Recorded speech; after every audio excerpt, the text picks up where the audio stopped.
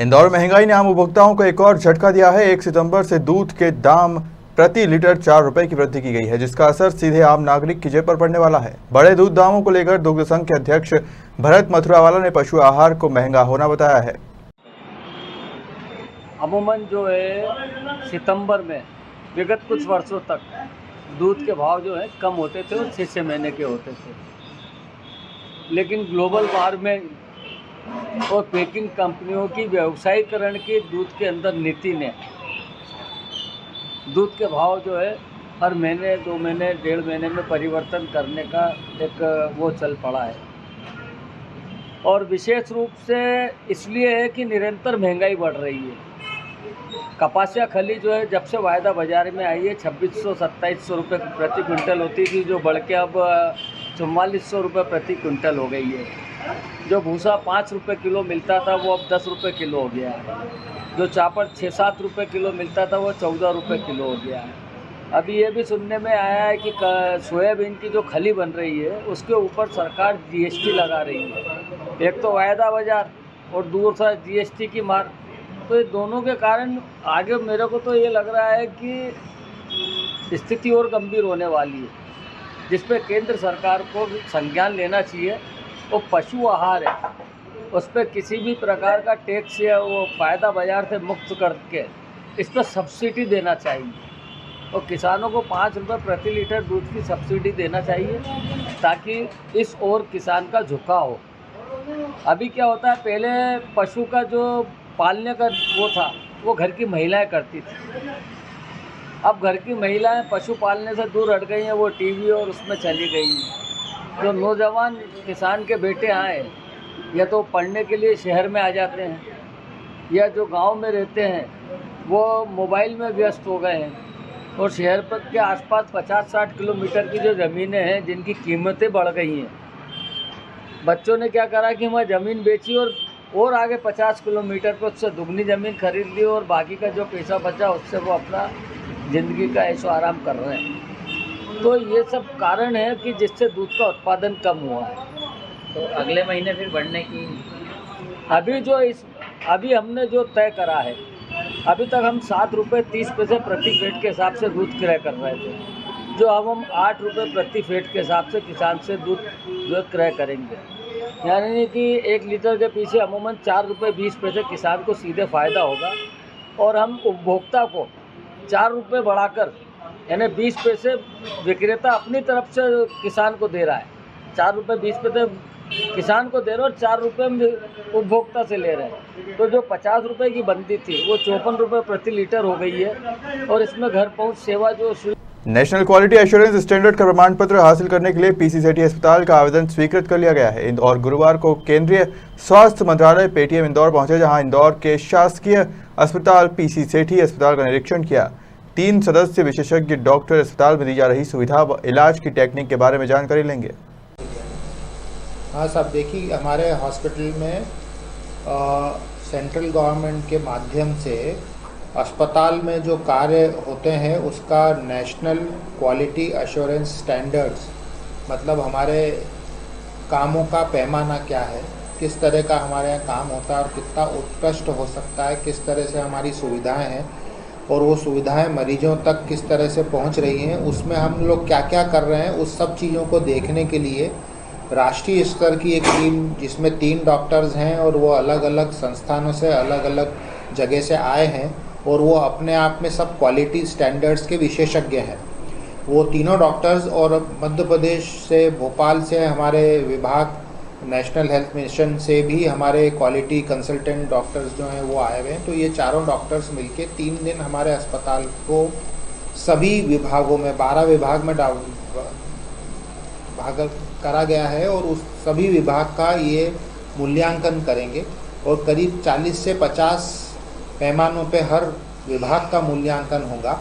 और उन सब का मूल्यांकन के बाद अगर हम 80% से ऊपर रहते हैं तो हमारे अस्पताल को देश के माने हुए अस्पतालों में और जो क्वालिटी एश्योरेंस है, मतलब ये कि हम क्वालिटी दे पा रहे हैं, एक अच्छी सुविधा को सही तरीके से दे पा रहे हैं। सुविधाएं बहुत सारी जगह होती है पर उनको अच्छी तरह से मरीजों तक पहुंचाना, ये काम हम कर पा रहे कि नहीं कर पा रहे, इसका मूल्यांकन होगा। और अगर हमारा अस्पताल इसको अच्छा कर पाया, जैसे कि पिछले 2 साल में हमने लक्ष्य के लिए भी हमने काम करा और फरवरी में हमारा लक्ष्य का मूल्यांकन भी हुआ था, जो मध्य प्रदेश के समस्त अच्छे अस्पतालों में से, उत्कृष्ट अस्पतालों में से इस अस्पताल को भी अभी पिछले ही महीने पुरस्कार मिला है। तो इसी तरह से अगर ये प्रक्रिया के दौरान हमारा अस्पताल अच्छा कर पाया तो हो सकता है हमको नेशनल लेवल पे भी एक्रेडिशन मिले, मतलब हमारे अस्पताल की मान्यता को नेशनल लेवल की मान्यता मिल सकती है। और अगर वो मिलेगी तो हमको मध्य प्रदेश और सेंट्रल गवर्नमेंट से लगातार सतत हमारी क्वालिटी को मेंटेन करना, उत्कृष्ट सेवाएं देना और उसके लिए बहुत सारे मदद मिल सकती है। मैं डॉक्टर निखिल ओझा, इंचार्ज पीसी सेठी हॉस्पिटल।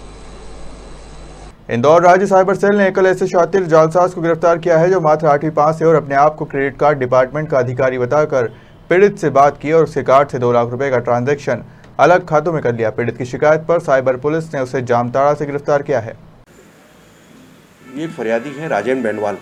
इन्होंने साइबर ऑफिस में एक रिपोर्ट की थी कि उन्हें आईसीआईसी क्रेडिट कार्ड में कुछ परेशानी आ रही है, तो आईसीआईसी बैंक के ही अधिकारी बताकर एक फ्रॉडस्टर द्वारा इनसे संपर्क किया गया और इनके मोबाइल नंबर पर एक लिंक भेजकर समस्या के निराकरण के लिए ओटीपी प्राप्त कर लिए गए और उस ओटीपी का दुरुपयोग करते हुए 2 लाख रुपए का ट्रांजैक्शन अलग अलग खातों में करा लिया गया।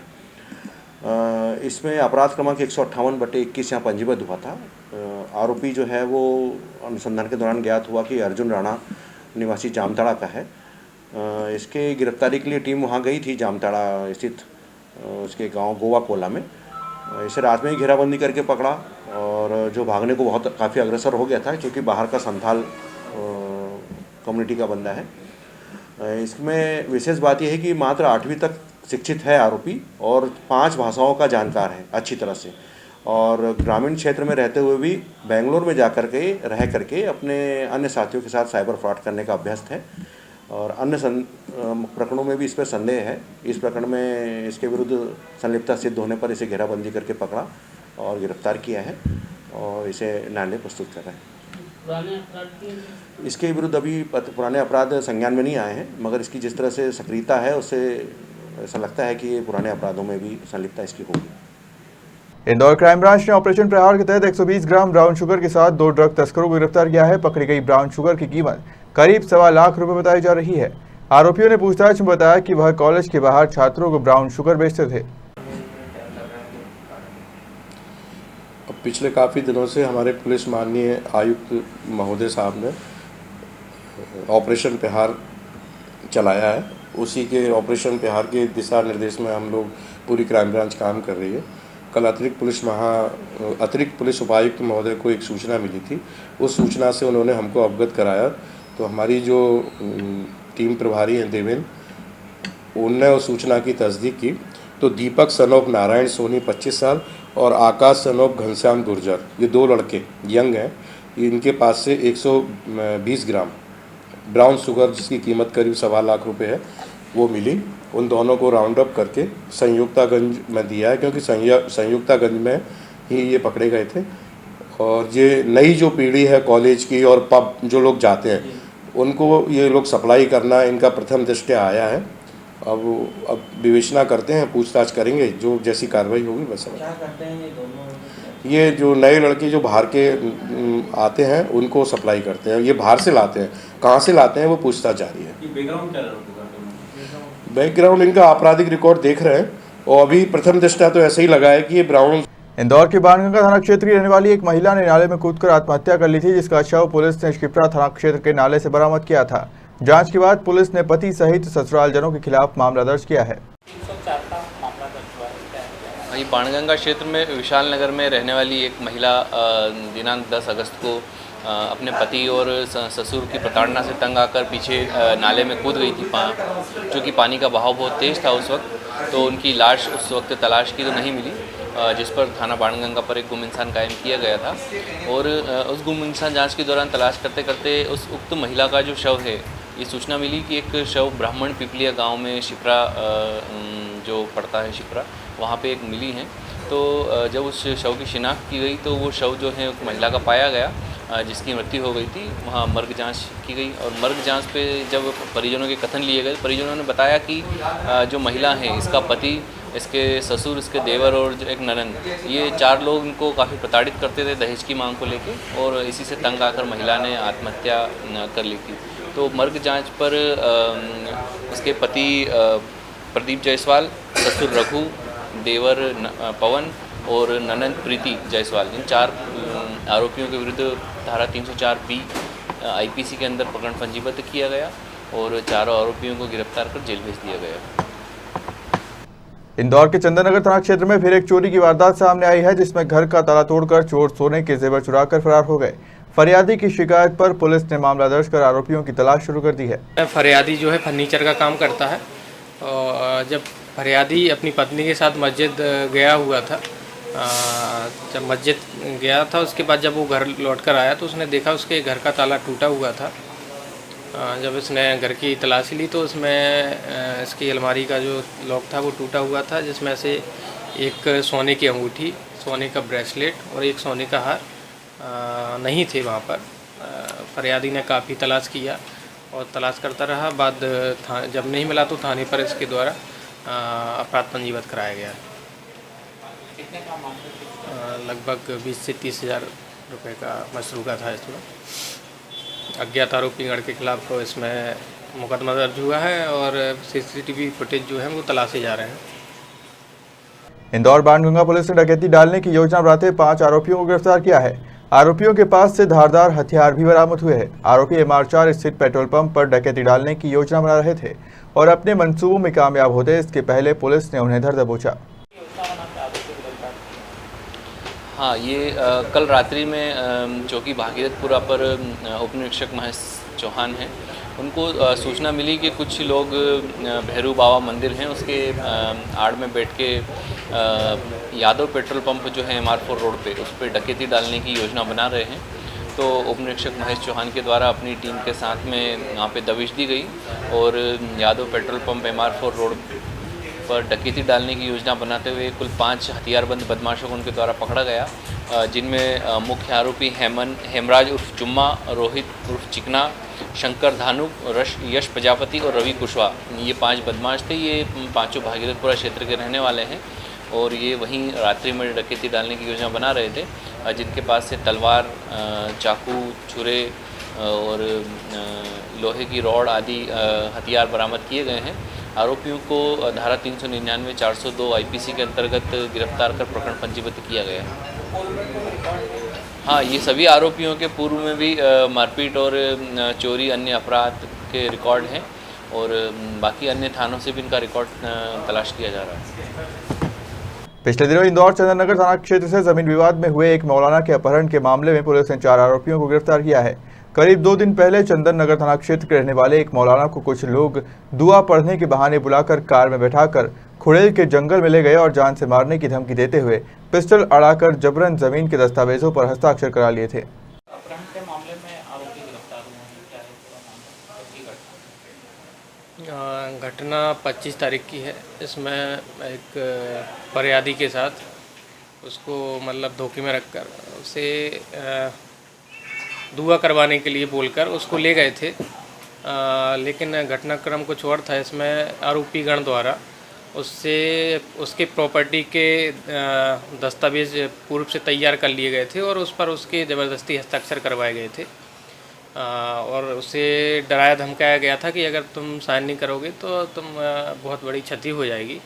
इस वजह से फरियादी द्वारा डरकर उनके दस्तावेजों पर हस्ताक्षर कर दिए गए और उन्हें धमकाया गया कि अगर तुम्हारी पत्नी साइन नहीं करेगी तो तुम्हें क्षति पहुंचाई जाएगी।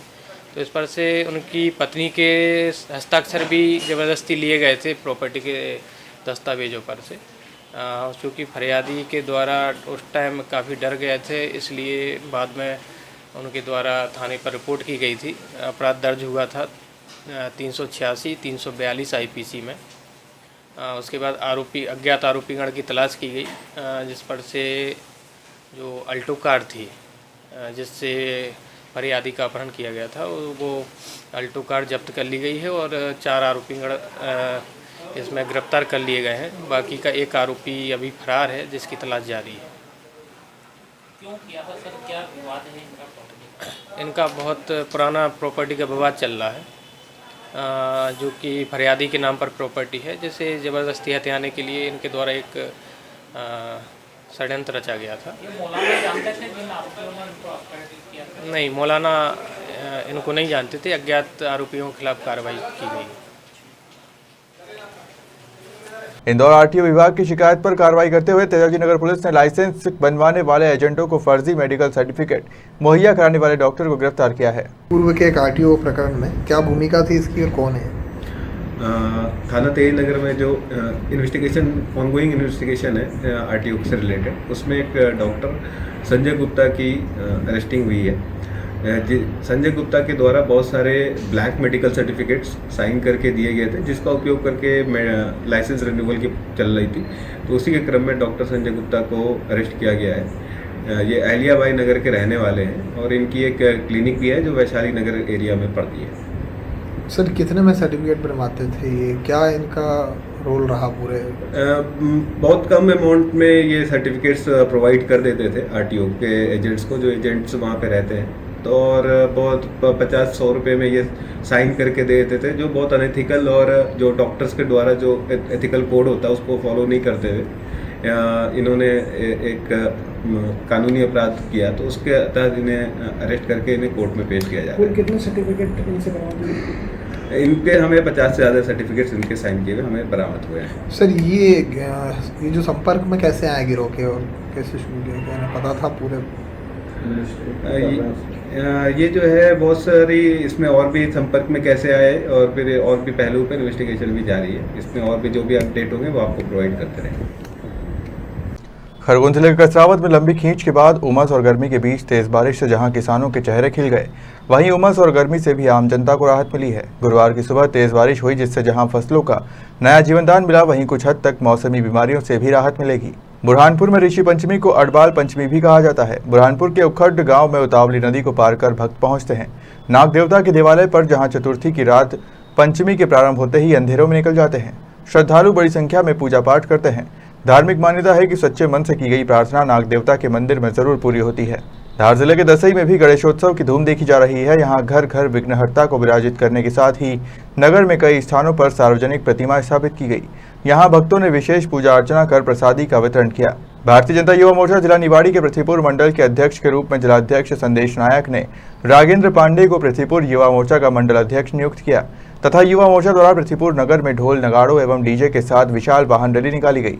साथ ही मुंह मीठा कराकर उन्हें शुभकामनाएं दी।